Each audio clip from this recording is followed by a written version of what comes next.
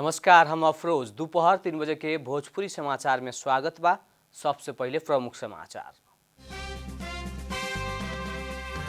प्रतिनिधि सभा के बैठक संसद भवन नया बानेश्वर में जारी। बैठक में प्रधानमंत्री देउवा द्वारा राष्ट्रीय मानव अधिकार आयोग के वार्षिक प्रतिवेदन पेश। आगामी सावन 1 गते से फोहर वर्गीकरण अनिवार्य करे के काठमाडौँ महानगरपालिका के निर्णय। फोहर छुट्यावे के जिम्मेवारी उत्पादनकर्ता के ही। आज से 5 वर्ष से 12 वर्ष नीचे के बाल बालिका खातिर कोरोना विरुद्ध के खोप लगावल जा रहा। काठमाडौँ उपत्यका में ही विद्यालय में ही खोप केंद्र के स्थापना। अफगानिस्तान में आयल भूकंप में पड़ के मृत्यु होने वाला के संख्या 1000 पार। अंतर्राष्ट्रीय सहयोग खातिर तालिबान की अपील। मुख्य प्रशिक्षक से विवाद बाद टीम बाहर रहल 10 खिलाड़ी के फिरता बोलाव के इन्फा के निर्णय।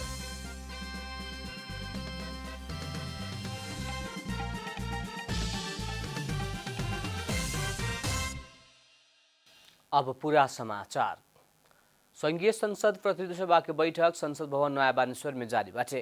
प्रधानमंत्री शेरबहादुर देउवा आज के बैठक में राष्ट्रीय मानव अधिकार आयोग के वार्षिक प्रतिवेदन पेश करे के कार्यक्रम बाटे। ऐसे प्रधानमंत्री देउवा ही राष्ट्रीय सभा में उत्पत्ति भइल नीति अनुष्ठान प्रतिष्ठान विधेयक 2076 और लोक सेवा आयोग विधेयक 2075 पर राष्ट्रीय सभा से भइल संशोधन प्रस्ताव प्रस्तुत करे के कार्यक्रम बाटे। वन तथा वातावरण मंत्री Ram Sahay Prasad Yadav global green growth institute के सहभागितामूलक सदस्य के खातिर रूप में सदस्यता प्राप्त करे के स्वीकृति प्रदान करे संबंधी समझौता पेश करे के संभावित कार्यसूची रहल बा। काठमाडौँ महानगरपालिका सावन 1 गते से फोहर के वर्गीकरण अनिवार्य कैले बाटे। महानगरपालिका बीफे के गोरखापत्र में सूचना प्रकाशित करके सावन 1 गते से सड़े वाला और ना सड़े वाला फोहर घर में ही छुटिया के राखे पड़े के बतौले बा। सड़े वाला और ना सड़े वाला फोहर छुट्यावे के जिम्मेवारी उत्पादनकर्ता के ही भइल महानगरपालिका प्रश्न कैले बा। सावन 1 गते से सड़े वाला और ना सड़े वाला फोहर के खातिर समय अलग अलग दिन फोहर संकलन करे खातिर गाड़ी पठाव के महानगर जनौले बा। घर में ही फोहर सड़े वाला और ना सड़े वाला ना छुटवाला पर वो फोहर ना उठाव के भी महानगर जनौले बा। सड़े वाला और ना सड़े वाला फोहर एके ठाव में रखला पर प्रत्येक बेर 500 के दर से जरिवाना होखे के भी महानगर के वातावरण तथा कृषि विभाग जनौले बा। आज से 5 वर्ष से 12 वर्ष नीचा के बाल बालिका के खातिर कोरोना वायरस विरुद्ध के खोप फाइजर बायोएनटेक लगाव के शुरू कल गई बा। आवेला आषाढ़ 15 गते तक काठमाडौँ जिला के 1,90,000 बाल बालिका के कोरोना वायरस विरुद्ध के खोप लगाव के जिला स्वास्थ्य कार्यालय के प्रमुख बसंत अधिकारी जानकारी देहने। देश भर 39 लाख बाल बालिका के कोरोना वायरस विरुद्ध के खोप लगावल जाई। बाल बालिका के खोप लगाव के खातिर 1300 खोप केंद्र तोकल गई बा। खोप यह आषाढ़ 5 गते अमेरिका के सहयोग में कोवैक्स मार्फत करीब 22 लाख मात्रा आयल रहे। कार्यालय काठमाडौँ के बाल बालिका के विद्यालय में ही खोप केंद्र स्थापना कैले बाटे त विद्यालय बाहेक बाल मंदिर और कारागार में समेत खोप लगाव के स्वास्थ्य कार्यालय जनौले बा।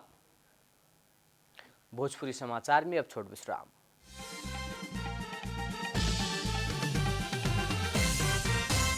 भोजपुरी समाचार में अब थप समाचार। पिछला समय पेट्रोलियम पदार्थ खाद्य सामग्री से हरेक सामान के दाम बढ़ल बाटे।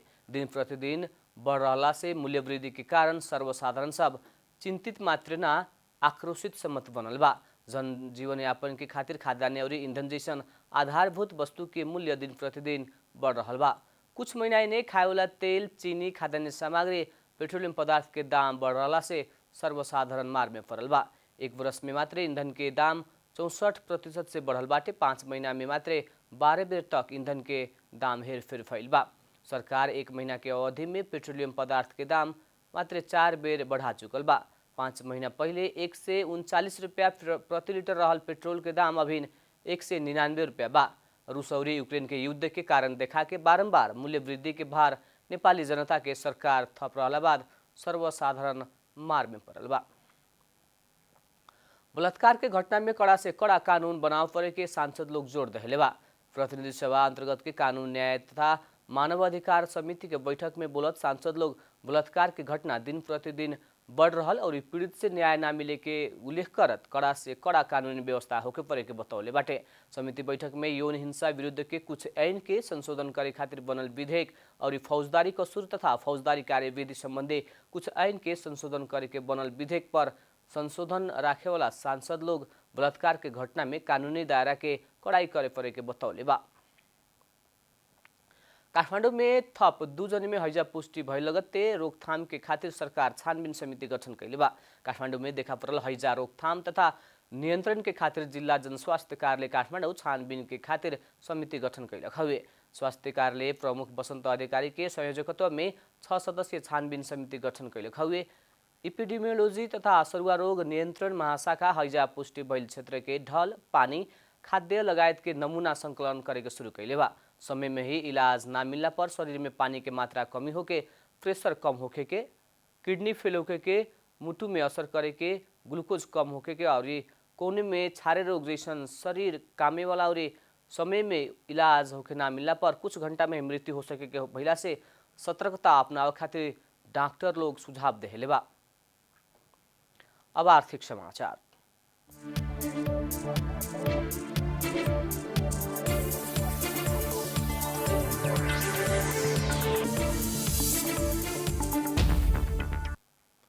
अमेरिकी डॉलर के मजबूती बढ़ते गई समय भारत से स्थिर विनिमय में रहल नेपाली रुपया के अवमूल्यन अभी तक ही ऊंचा बनल बाटे। नेपाल राष्ट्र बैंक बिफे के खातिर एक अमेरिकी डॉलर के विनिमय दर 125 रुपया 72 पैसा तोकले बा।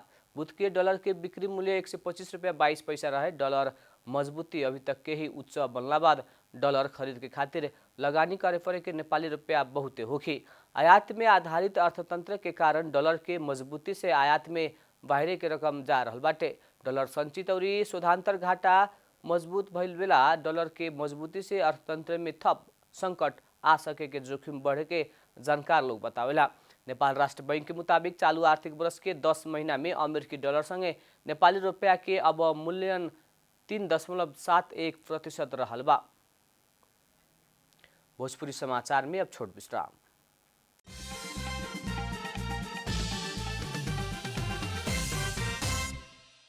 भोजपुरी समाचार में अब अंतर्राष्ट्रीय समाचार।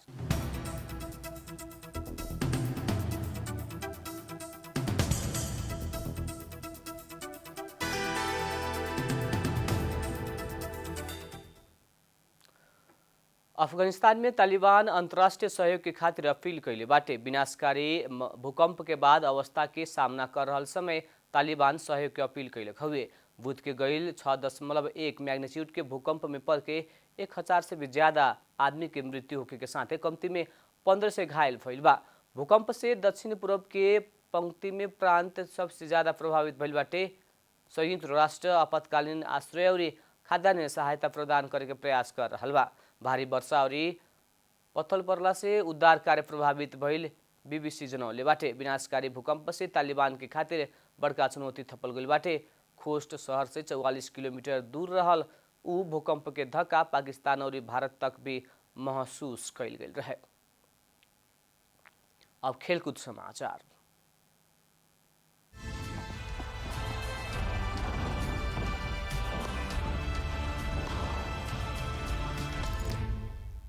अखिल नेपाल फुटबॉल संघ इन्फा कार्य समिति के पहिलका बैठक मुख्य प्रशिक्षक से विवाद के बाद टीम बाहर रहल 10 गो खिलाड़ी के टीम में फिरता बोलाव के निर्णय कैले बा। बुध के साधु बाटो स्थित इन्फा मुख्यालय में नवनिर्वाचित अध्यक्ष पंकज विक्रम नेंगवांग के अध्यक्षता में बैठल इन्फा के कार्य समिति बैठक से खिलाड़ी के टीम में सहभागी कराव के तथा प्रशिक्षक और कतार फुटबॉल संघ से समन्वय करके कार्यान्वयन करे के सचिवालय के निर्देशन देहलक हुए। राष्ट्रीय टीम के फुटबॉल खिलाड़ी और प्रशिक्षक बीच के विवाद के बाद गठित कार्यदल से बुझावल प्रतिवेदन के सुझाव अनुरूप 10 जने खिलाड़ी सबके हक में राष्ट्रीय टीम में सहभागी कराव के निर्णय कैल गई। साथ ही प्रशिक्षक के हक में निज प्रशिक्षक और कतार फुटबॉल संघ से समन्वय करके कार्यान्वयन करे खातिर सचिवालय के निर्देशन देवे के निर्णय कैल विज्ञप्ति में उल्लेख कल गई बा। अंत में प्रमुख समाचार फिर एक बेर। प्रतिनिधि सभा की बैठक संसद भवन नया बानेश्वर में जारी। बैठक में प्रधानमंत्री देउवा द्वारा राष्ट्रीय मानवाधिकार आयोग की वार्षिक प्रतिवेदन पेश। आगामी सावन 1 गते से फोहोर वर्गीकरण अनिवार्य करे के काठमाडौँ महानगरपालिका के निर्णय। फोहर छुटावे के जिम्मेवारी उत्पादनकर्ता के ही। आज से 5 वर्ष से 12 वर्ष नीचा के बाल बालिका खातिर कोरोना विरुद्ध के खोप लगावल जा रहा। काठमाडौँ उपत्यका में विद्यालय में ही खोप केंद्र की स्थापना। अफगानिस्तान में आयल भूकंप में पड़ के मृत्यु होने वाला के संख्या 1000 पार। अंतर्राष्ट्रीय सहयोग खातिर तालिबान की अपील। मुख्य प्रशिक्षक से विवाद बाद टीम बाहर रहल 10 खिलाड़ी के फिरता बोलावे के इन्फा के निर्णय।